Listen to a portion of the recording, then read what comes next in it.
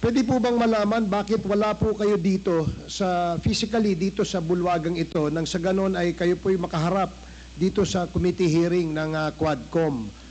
Pwede po bang malaman kung anong rason? Ako po ay, Mr. Chairman, ako po ay nagtatako dahil ako po ay pinapapatay ni dating Pangulong Duterte. Mr. President, Mr. Chair, kilala po ba ninyo si Mr. Jamie Guban o pamilyar po ba kayo sa pangalan niya at si Mr. Mark Taguba?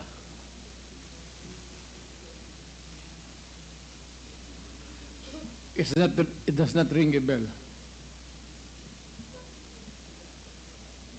Hindi niyo po kilala si Mr. Jimmy Guban at si Mr. Taguba.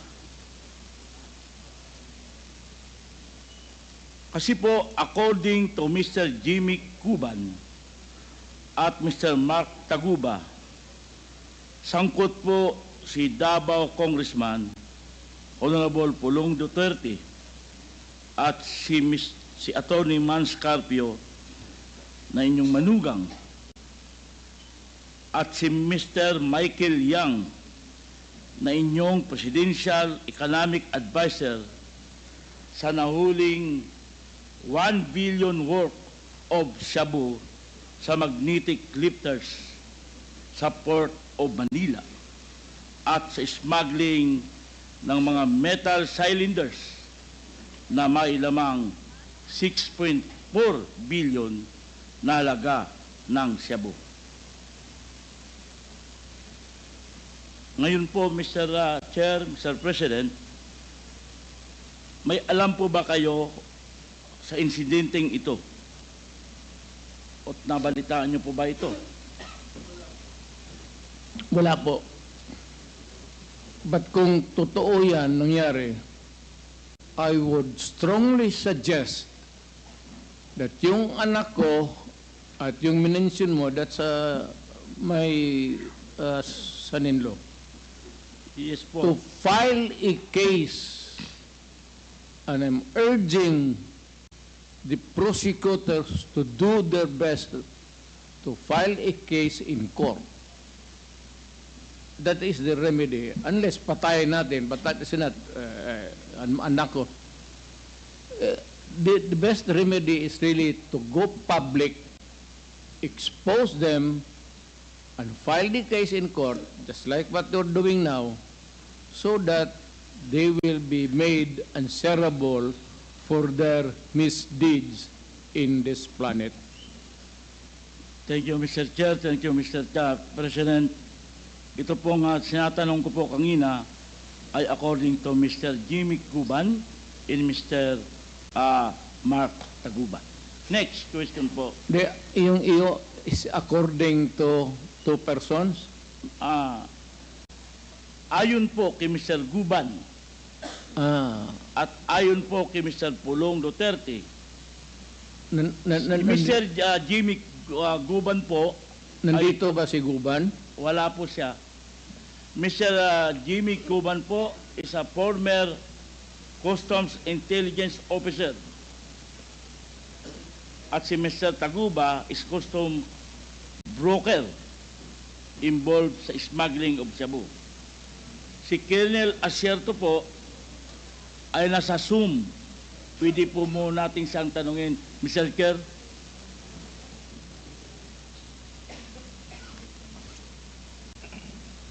I'm sorry, Congressman Tevez, what was the question?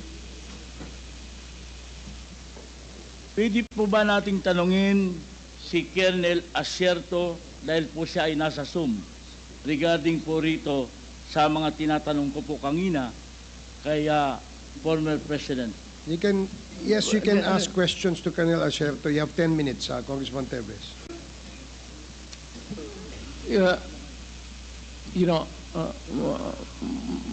The names of my son, and they must come here and testify in person. Huwag yung Zoom na Zoom. Hindi pwede yung Zoom na Zoom because that is not standard of justice. Hindi pwede yung ganun. Ang pangalan ng anak ko, pati yung son-in-law ko, so I will object. Bakit tayo mag-zoom-zoom dito? Dalhin mo dito yung tao. Give the names of those persons to the committee so that they can subpoena the idiots, the other around, o dalhin mo dito, paupuin mo so that the committee members and the chairman can ask questions. And we can Mr. feed President. our questions with him so that Mr. Chair, Mr. President, with all due respect, when last Monday when we canceled the invitation supposedly for today's committee hearing, and then yesterday we decided that we proceed again, no, with this committee hearing. We have sent out, we were in a press conference, and I mentioned in the press conference that those who want to attend as our resource person for today's committee hearing is welcome. And that is why several of our resource persons are here. Senator Leila de Lima, Father Flavio Villanueva, Senator Antonio Trillanes, and the others, no? And former Congressman Nery Colmenares is also present. It is because perhaps they heard that there was a invitation that we stated during the press conference. Now, ginagawa din po sa amin ang when we ask questions to our resource persons via Zoom, it is allowed, no, under our rules na they can be asked questions and they can also participate in a committee hearing. However, in this case of Colonel Acerto, para lang po to set the record straight, siya po ay wala po dito sa Pilipinas. Hindi po namin ma-locate kung nasaan po siya. But when we offered and invited them to join the committee hearing, he has signified his intention to join this committee hearing via Zoom. And since the rules allow that, Your Honors, Mr.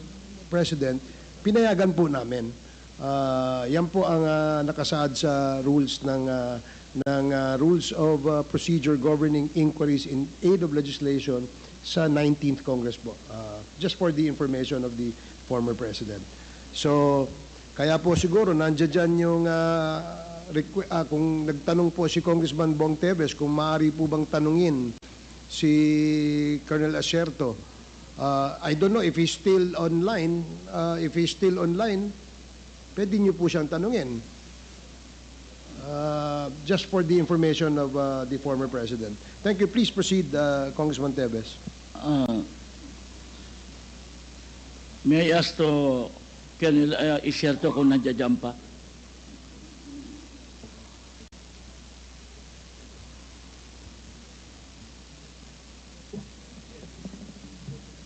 Comsec, Secretariat, would you know if there's Colonel Acerto in the Zoom? Kung online ba? If Colonel Acerto, kayo po ba'y nandiyan dyan? Yes, sir. Dito po ako. Sige po. Congressman Bong Teves, you have 8 more minutes na lang na iwan sa inyo. Colonel Acerto, good evening. Mr. Chair, you have to satisfy the requirements of the law or regulation. Tell us why you are not here. Are you sick? Are you half dead? Are you incapacitated? Because you will deprive the other parties participating in this hearing the right to answer Okay. or give questions. Thank you for that suggestion, Mr. President. Yes, Colonel Acerto, bakit po kayo nag-online? Bakit po wala kayo dito physically present dito sa bulwagang ito? Sorry po, hindi ko po maintindihan. Bakit po? Paano po yung audio? Ulitin ko po, Colonel Mr. Chairman. Acerto. Pwede po bang malaman bakit wala po kayo dito physically dito sa bulwagang ito nang sa ganon ay kayo po'y makaharap dito sa committee hearing ng Quadcom? Pwede po bang malaman kung anong rason?